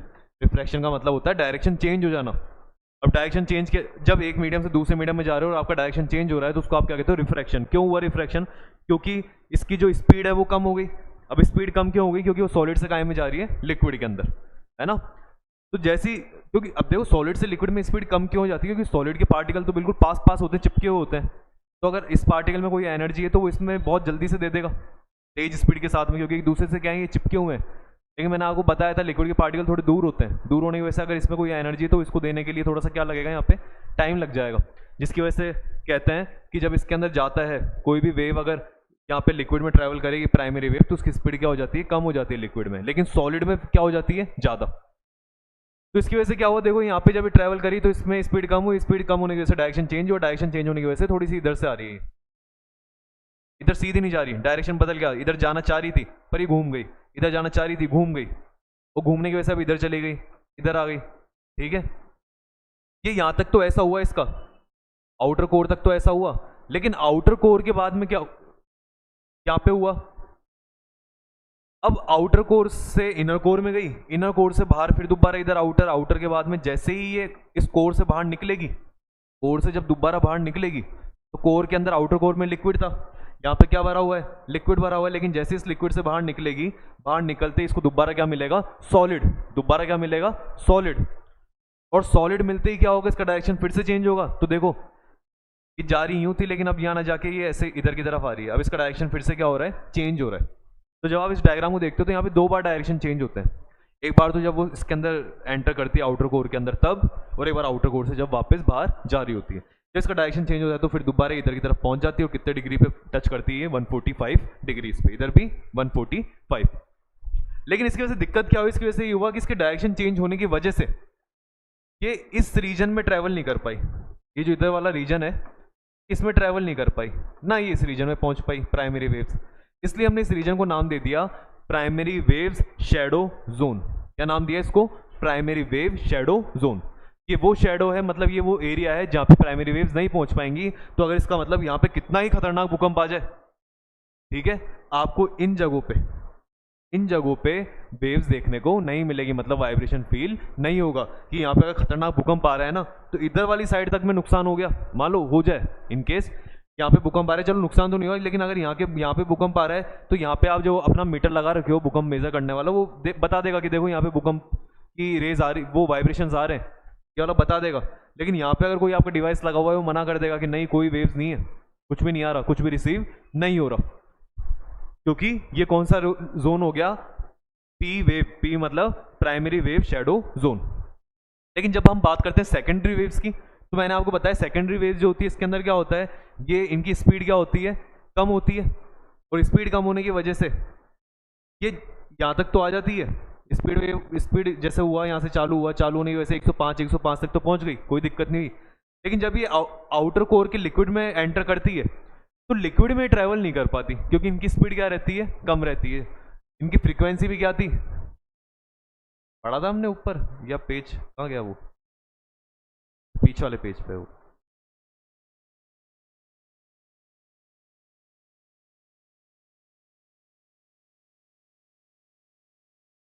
हमने क्या पढ़ा था कि इसकी जो होती है फ्रीक्वेंसी भी प्राइमरी की फ्रीक्वेंसी ज़्यादा होती है, ज़्यादा तेज ट्रैवल करती है, इसकी फ्रीक्वेंसी भी कम है, स्पीड भी कम है, स्पीड कम होने की वजह से ये इस लिक्विड के अंदर ट्रैवल नहीं कर पाती। तो तुम इस बात को लिख भी सकते हो, क्या होता है,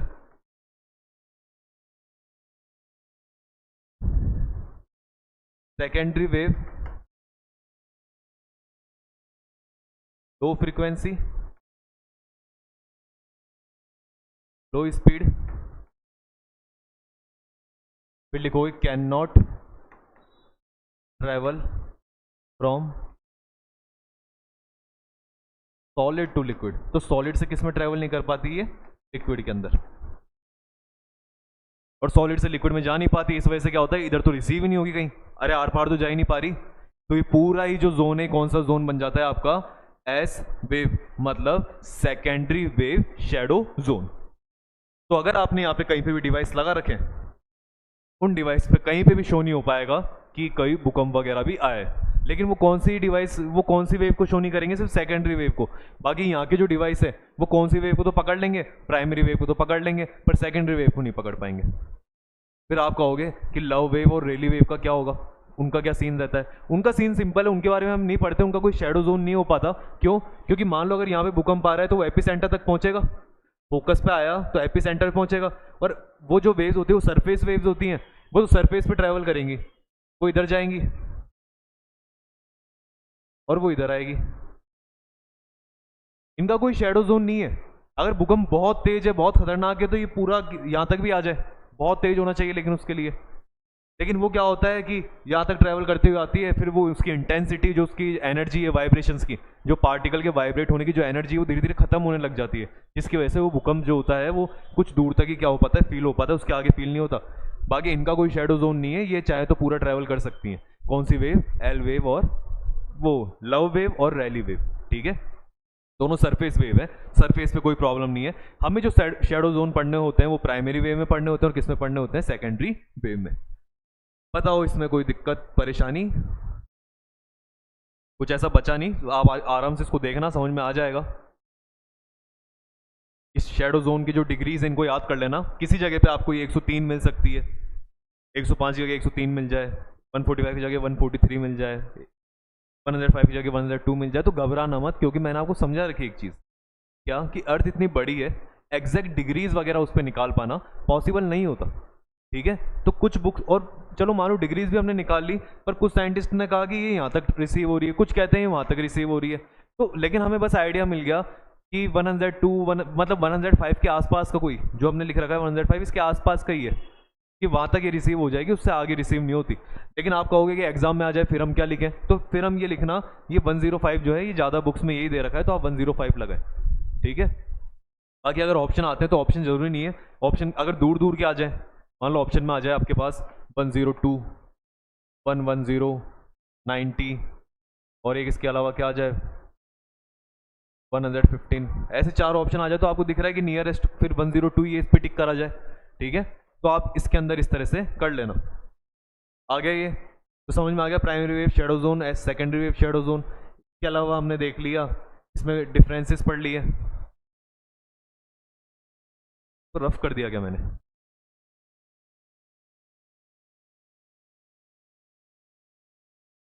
नहीं नहीं यार।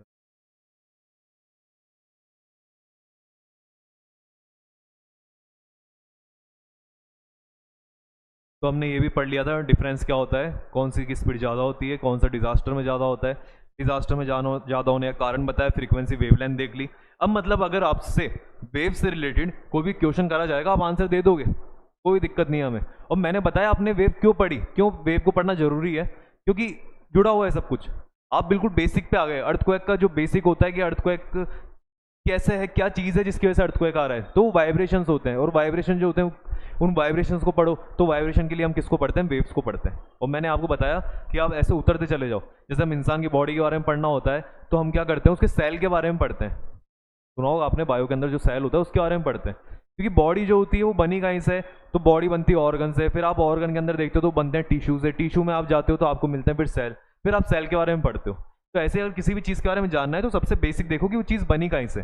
हमने देखा वाइब्रेशन जो है ये वेव से बने, तो हमने वेव के बारे में पढ़ा, और वेव से हमें समझ में आ गया किस तरह की वेव्स होती है, क्या डिजास्टर करती है, क्या चीज़ें हैं क्या नहीं है। ठीक है। हाँ, यहाँ पे एक चीज़ मैं आपको जैसे बता दूँ, हमने देखा कि यहाँ पे डिवाइसेस लगे रहते हैं जो कि मेज़र करते हैं कि कितनी पावर वाला जो है भूकंप आ रहा है क्या नहीं है। ये डिवाइसेस मैंने आपको बताया। इन डिवाइसेस को क्या कहा जाता है? ये जो डिवाइस लगते हैं इसमें कहा जाता है सिस्मोग्राफ। क्या कहा जाता है इन्हें? सिस्मोग्राफ। जो डिवाइस होता है वो डिवाइस होता है सिस्मोग्राफ। जैसे हम एक डिवाइस सिस्मोग्राफ जो होता है, ऐसा एक डिवाइस देखते हैं हम सिस्मोग्राफ वाला, कौन सा? Richter scale. ठीक है। भूकंप मेजर करने के लिए जो स्केल यूज में ली जाती है उसे रिक्टर स्केल कहते हैं, जो डिवाइस होता है उसे सिस्मोग्राफ कहते हैं। रिक्टर स्केल जो होती है वो कहाँ से कहाँ तक होती है? वो 1 से लेकर 10 तक की स्केल होती है। और 1 से 10 तक हमें समझ में क्या आता है कि 1 2 3 तक आ रहा है तो नो हार्म, कोई ज़्यादा आपको नुकसान नहीं होगा। 3 4 5, इसमें लिख देता हूँ मैं लिटिल हार्म, थोड़ा सा नुकसान हो सकता है 3 4 5 के अंदर। फिर आप चले गए 6 7, 6 7 के ऊपर 6 7 8, चलो 8 भी लगा देते हैं इसमें, या 6 7 ही लिखता हूँ। 6 7 पे आपको क्या मिलता है? मोर हार्म, ज़्यादा नुकसान होगा। और अगर आ गया 8 9 और 10 तो ये तो डिज़ास्टर होता है। फिर ये तो मतलब काम क्या हो चुका है, बहुत खतरनाक हो गया। तो रिक्टर स्केल अगर इस तरह शो कर रही है 1 2 3 कोई नुकसान नहीं है, 3 4 5 हल्का फुल्का नुकसान है, 6 7 आ गया आपको थोड़ा सा देखने को मिलेगा कि कोई कच्ची जो बिल्डिंग्स होती हैं, ठीक है, वो गिर सकती हैं या फिर नुकसान हो सकता है, लोग मर सकते हैं, इस तरह की चीज़ें हमें देखने को मिलती है। लेकिन 8 9 10 बहुत खतरनाक है। अगर इस तरह का आता है उसको डिजास्टर कहते हैं, लाखों लोगों की मौत होती है उसके अंदर। ठीक है, अगर वो किसी सिटी एरिया में आए तो। अगर वो किसी ऐसी जगह पे आ रहा है जहाँ जो ज़्यादा पॉपुलेटेड नहीं है तो फिर कम लोगों का नुकसान होगा, लेकिन नुकसान होता ही है ना। जान का नुकसान है, माल का नुकसान है, हर चीज़ का नुकसान है।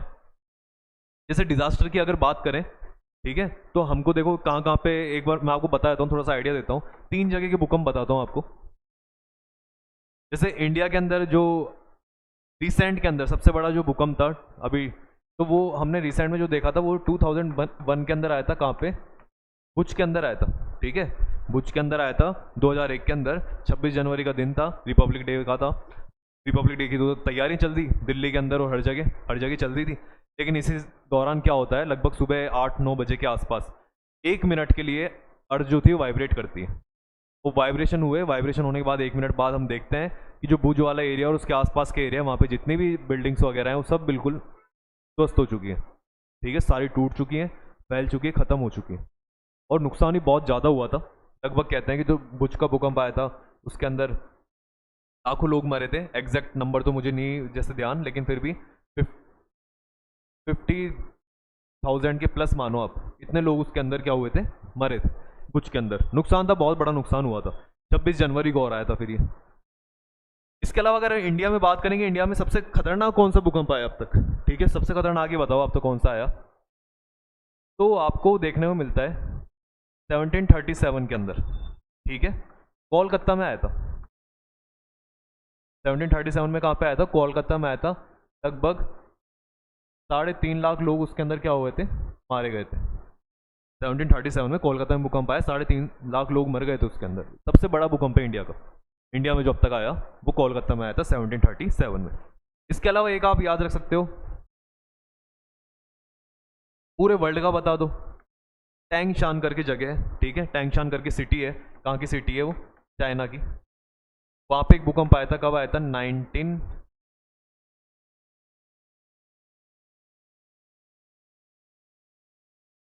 1976 के अंदर। ये पूरे वर्ल्ड का अब तक का सबसे बड़ा भूकंप था, जिसके अंदर हमको लगभग हमने देखा कि 7.5 लाख लोग मारे गए थे। मतलब कोलकाता वाले से भी डबल हो गया ये। तो इस तरह के मेजर अर्थक्वेक्स हैं। अब इसके अलावा तो बहुत आते हैं, देखो इंडिया के अंदर। आप कितने याद रखोगे? ऐसे याद मत करना कि सारे आप अर्थक्वेक याद करने बैठो, ऐसा कोई क्वेश्चन बनता भी नहीं है। पहली बात ये तो बस मैंने आपको फैक्ट के हिसाब से बता दिया ताकि आपको आइडिया हो जाए। जैसे बुच का जो भूकंप आया था वो हमें नोट हुआ था 8.1 रिक्टर स्केल पे। अब देखो 8.1 पे आप देख सकते हो कितना बड़ा नुकसान है वो, है ना।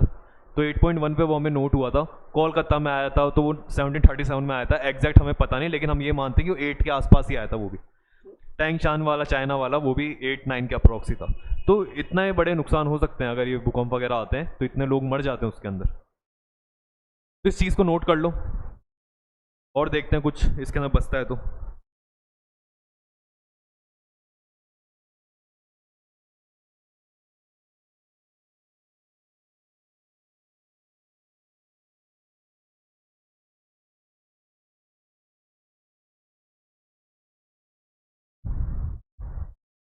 लगभग सारी चीज़ें हो गई, ठीक है। कुछ बचता है तो आप क्या देख सकते हो, एक आप कॉजेज भी बता दो, क्या कारण है भूकंप आने के। तो वो तो बेसिक सी बात है। कॉज क्या था मैंने आपको बताया, एक तो होते हैं नेचुरल कॉज। तो कौन सा कॉज हो सकता है? नेचुरल। और एक कौन सा हो सकता है? मैन मेड, इंसानों द्वारा। नेचुरल के अंदर कौन कौन से आ गए? जैसे वॉल्केनो का फटना, भूकंप आएगा। सेकंड के अलावा क्या हो सकता है? जैसे वॉल्केनो फट जाती है, वॉल्केनो के अलावा क्या होता है? प्लेट्स का मूवमेंट, प्लेट का मूवमेंट, ठीक है। तो प्लेट हमने देखा था, स्टार्टिंग में देख लिया था, प्लेट के मूवमेंट की वजह से तो आना ही है, ऑब्वियस सी बात है। वो सारे जो भूकंप वगैरह के रीजन ही प्लेट का मूवमेंट से। तो वॉल्केनो फटता है, प्लेट का मूवमेंट आता है। मैन मेड के अंदर क्या हो सकता है? इंसानी कारणों से क्या क्या हो सकता है? जैसे कि हम करते हैं, मान लिए कोई न्यूक्लियर टेस्ट करते हैं, तो न्यूक्लियर टेस्ट के अंदर जो विस्फोट वगैरह होते हैं, तो उससे जो ज़मीन है वो थोड़ी सी क्या कर जाती है? शेक कर जाती है, वाइब्रेशन फैलते हैं, फैलने की वजह से भूकंप हमें देखने को मिलता है। सेकेंड हो सकता है ऑयल ड्रिलिंग के अंदर। ऑयल ड्रिलिंग जब हम करते हैं, जब ज़मीन से तेल निकालते हैं, तो उसके लिए क्या करते हैं? हम वाटर इंजेक्ट करते हैं। क्या करते हैं? Water inject. ज़मीन से तेल निकालते हैं ना, तो होता क्या है, कभी कभार जैसे हमने जिस जगह पे बोरिंग मतलब एक तरह से छेद करा, बोरिंग करी, इधर के लिए हमने पाइप डाला, उधर क्या होता है? वो मिलता नहीं है। जैसे मान लो ऑयल, ऑयल जो है नीचे की तरफ है, तो हम क्या करते हैं? उसके अंदर फिर वाटर इंजेक्ट करते हैं साइड में से, दूसरी साइड से। वाटर जब उसके अंदर जाता है तो हमें पता है वाटर और जब ऑयल होता है, तो वाटर जब जाएगा तो वाटर नीचे रहता है, ऑयल किधर की तरफ आ जाता है? ऊपर की तरफ। तो वाटर उसमें भरते हैं हम, बढ़ने की वजह से वो जो ऑयल है वो किधर की तरफ आ जाएगा? ऊपर की तरफ। फिर हम क्या करते हैं? उसमें से ऑयल तो निकाल लेते हैं, लेकिन जो वाटर उसको वहीं छोड़ देते हैं। अब वाटर क्या होता है? जैसे ज़मीन अंदर से हीट होती चली जाती है, तो वाटर भी हीट होगा। हीट होने की वजह से उसकी वेपर्स बनेंगी। वेपर्स बनने की वजह से मैंने आपको बताया, जब वाटर को हीट करोगे तो उसमें क्या देखने को मिलता है? मूवमेंट देखने को मिलता है ना। उसके पार्टिकल से मूवमेंट आता है, और मूवमेंट की वजह से जब वो हिलता है या उसमें वेपर बनती है, कुछ भी इस तरह का होता है, तो हमको छोटा मोटा वहाँ पे क्या देखने को मिल जाता है? जो ज़मीन है वो हिलती है, हिलने की वजह से हम कहते हैं कि वहाँ पे क्या देखने को मिल गया? अर्थक्वेक। तो ये भी एक इसका कारण हो सकता है। और या फिर क्या होता है तीसरा, जैसे मान लो डैम वगैरह बनाते हैं, या फिर आप उसको क्या कहते हो? रिजर्वर कहते हो। डैम हो गया, रिजर्वर्स हो गए। डैम जहाँ पे पानी इकट्ठा करते हैं, रिजर्वर्स भी उन्हें कहा जाता है, जहाँ पे हम पानी इकट्ठा करते हैं ताकि हमारे फ्यूचर में वो काम आ सके। लेकिन इसकी वजह से नुकसान हो जाते हैं। जैसे कि एक जगह हमें देखने को मिला था, कहाँ पे? कोयना में देखने को मिला था। कोयना कहाँ पर है? महाराष्ट्र के अंदर। तो महाराष्ट्र में हमें देखने को मिला था, वहाँ पे क्या हुआ था? जो डैम बना था, कोयना डैम 90s में बना था, एग्जैक्ट मुझे ईयर याद नहीं है, लेकिन जो कोयना डैम बना था, उस समय ऐसा हुआ था कि वहाँ पे डैम बनाते वक्त थोड़ा सा हमें भूकंप देखने को मिला था। तो उसका कारण यही था कि वो डैम बनाते हुए जैसे जो मशीन्स वगैरह यूज़ में लेते हैं, या फिर जो वहाँ पे क्या होता है एक्चुअली, वहाँ पे फॉल्ट लाइन्स हो सकती है। फॉल्ट लाइन्स मतलब वहाँ पे कोई नीचे हो सकता है कि टेक्टोनिक प्लेट्स वगैरह जो हो, वहाँ पे किसी में टेक्टोनिक प्लेट्स का गैप हो, किसी के अंदर गैप मिल सकता है, वहाँ पे कुछ भी कारण है जिसकी वजह से वहाँ पे क्या हुआ था, भूकंप देखने को मिला था। तो हमें यही पता लगा कि ह्यूमंस के अंदर अगर डैम रिजर्व बनाते हैं तो वहाँ पे भी भूकंप वगैरह आ सकते हैं। तो ये हमने क्या करा, अर्थक्वेक की कॉजेज देख ली। तो कॉजेज हो गए, बहुत सारी चीज़ें हो गई, वेव्स वगैरह सब कुछ हमने पढ़ लिया। तो ये सारी चीज़ें जो थी अर्थक्वेक के अंदर आती हैं, आप लोग इसके पढ़ना, ठीक है। और इसमें ऐसा कुछ बचता नहीं है, और एग्जाम में अगर क्वेश्चन करता है तो वेव्स के बारे में पूछता है या तो आपसे। वैसे मेनली जो यहाँ से क्वेश्चन उठा जाता है वो वेव से उठता है, क्योंकि हमने स्टार्टिंग में क्या देखा कि जो कारण है, जो अर्थक्वेक आने का कारण है वो क्या है, यहाँ पे वेव्स होती हैं। अर्थक्वेक जो होता है वो वाइब्रेशन की वजह से होता है। वाइब्रेशन को यहाँ पे कौन सी वेव कहते हैं अपन, सिस्मिक वेव्स। तो अपन ने जो वेव्स पढ़ी वो कौन सी वेव्स पढ़ ली, यहाँ पे सिस्मिक वेव्स पढ़ी, 4 तरह की वेव्स पढ़ी, उनसे क्वेश्चन पुट करे जाते, पिकअप करे जाते हैं। चलो एक इसमें एक टॉपिक और कंप्लीट करा देता हूँ मैं, थोड़ा सा बचता है छोटा सा, क्या चीज़ पढ़नी है अपन को देखते हैं, बताता हूँ। तो लास्ट चीज़ जो इसमें और देखनी है हमें वो देख लेते हैं, सही याद आ गया, डिसकंटिन्यूटीज, ठीक है।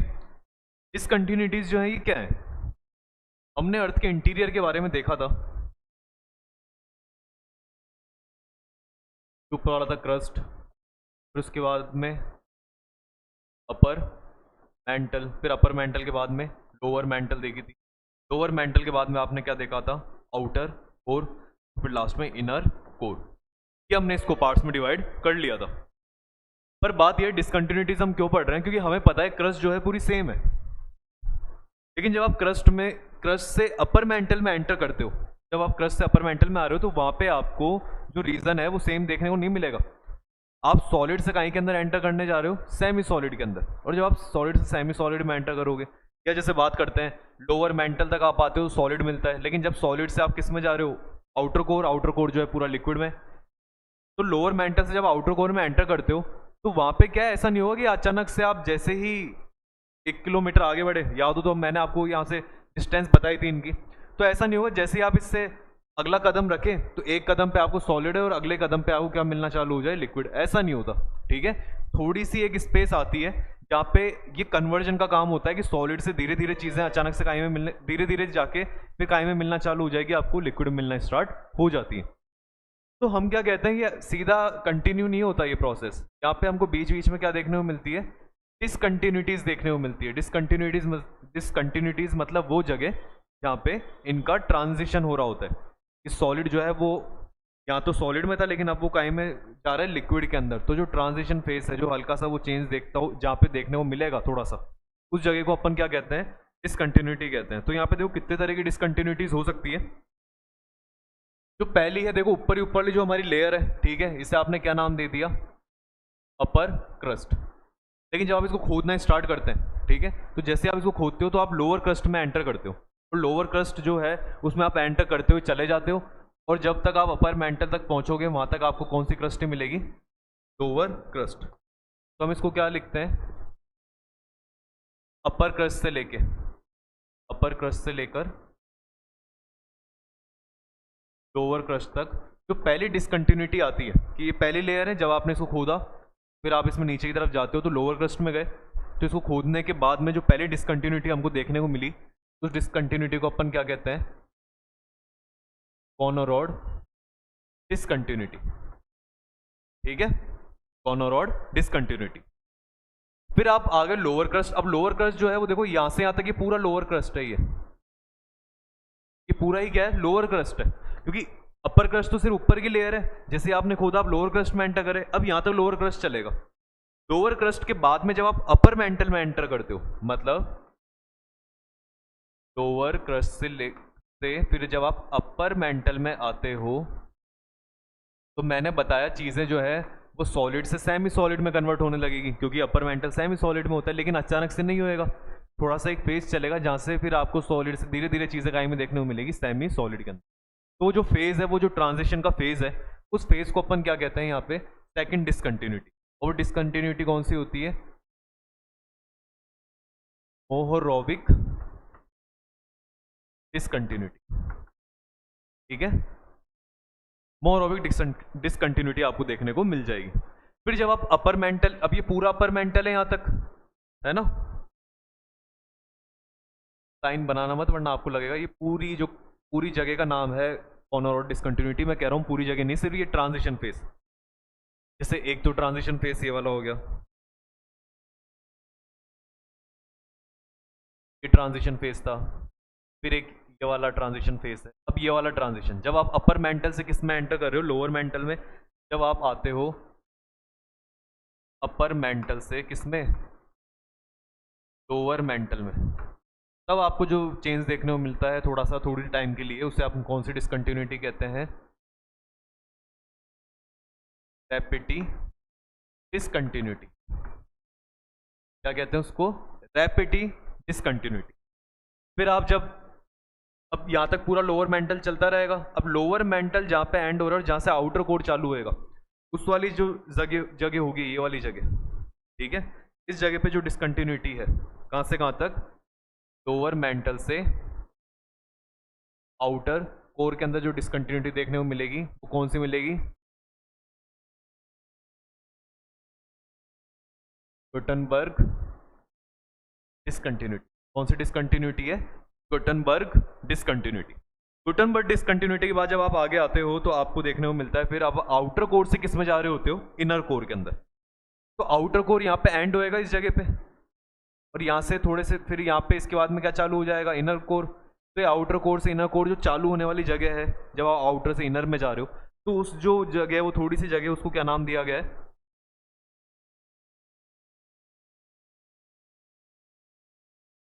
आउटर कोर से इनर कोर के अंदर जब आप जा रहे होते हो, तो यहाँ पे जो डिसकंटिन्यूटी होती है वो कौन सी होती है, एमान डिसकंटिन्यूटी। कौन सी डिसकंटिन्यूटी है, एमान डिसकंटिन्यूटी, ठीक है। तो ये हमको कितनी डिसकंटिन्यूटी देखने को मिली, 1 2 3 4 5, तो 5 डिसकंटिन्यूटीज होती है, ठीक है। पांचों के आपको नाम याद रखने हैं और ये पता रखना है कौन सी डिसकंटिन्यूटी जो है वो किस से किस फेज के बीच में मिलती है, ठीक है। जैसे आप याद रखते हो, जैसे मोरोबिक डिसकंटिन्यूटी है, तो ये आपको लोअर क्रस्ट से कहाँ तक देखने को मिलेगी, अपर मेंटल तक। इसका और तरीका क्या हो सकता है, आप इसको थोड़े ट्रिक में भी याद रख सकते हो। सी, देखो इसमें CMRGL, ठीक है, तो आप इसको याद रखो, CM राहुल गए लंदन।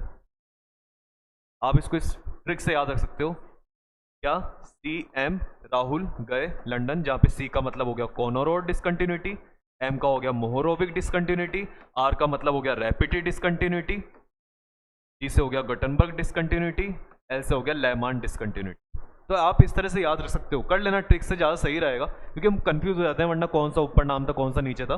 इससे आप इसको याद रख सकते हो।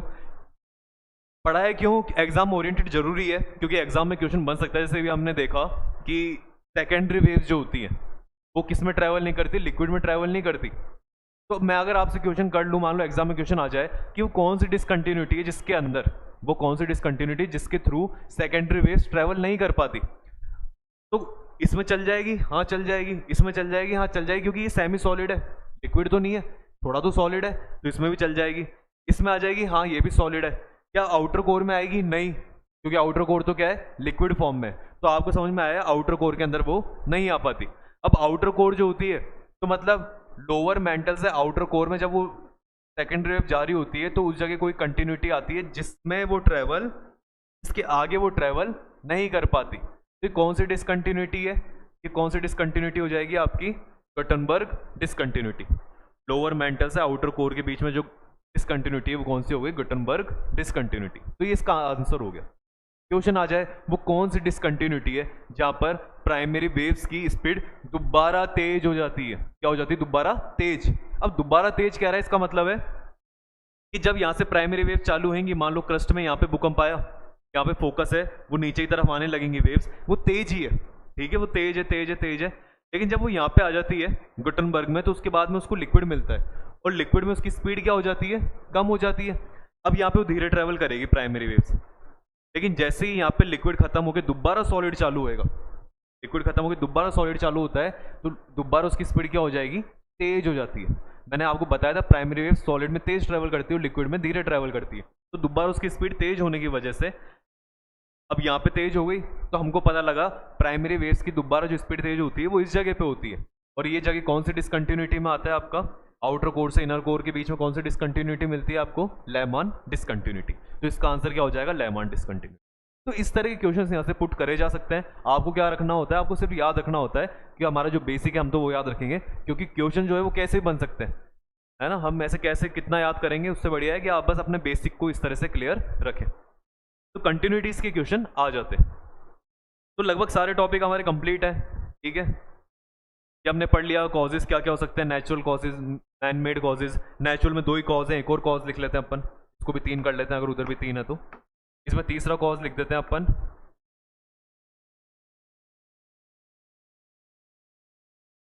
मेटेओराइट। ठीक है, क्या लिखा, मेटेओराइट फॉलिंग। फॉलिंग मतलब जब मेटेओराइट गिर रहा होता है, तो मेटेओराइट अगर कहीं पे गिरता है ना अर्थ के ऊपर आके, तो वहां भी सीधी सी बात है वो आके गिरेगा, गिरते उसकी वजह से वाइब्रेशन होंगी, जमीन पे वाइब्रेशन होती है, हम क्या कहते हैं कि क्या आ गया, अर्थक्वेक आ गया। मेटेओराइट हालांकि अभी हम जब देखते हैं तो छोटे मेटेओराइट है, तो इनसे कोई बड़े भूकंप आए नहीं। हाँ, स्टार्टिंग टाइम पे जरूर कहा जाता है, जैसे डायनासोर जो हुए थे वो एक्सटिंक्ट क्यों हुए थे, डायनासोर क्यों खत्म हो गए थे अर्थ पे, क्योंकि ऐसा मेटेओराइट आके गिरा, इतना बड़ा था वो, कि जिसकी वजह से बहुत ज़्यादा क्या आया, अर्थ के ऊपर भूकंप आया। लेकिन कोई उसके सबूत वगैरह हमको ज़्यादा मिलते नहीं है, तो इसलिए हम उसको बिल्कुल सच भी नहीं मानते। लेकिन हमें ये पता है कि अगर कोई मेटेओराइट आके गिरेगा तो उसकी वजह से क्या आता है, भूकंप आता है।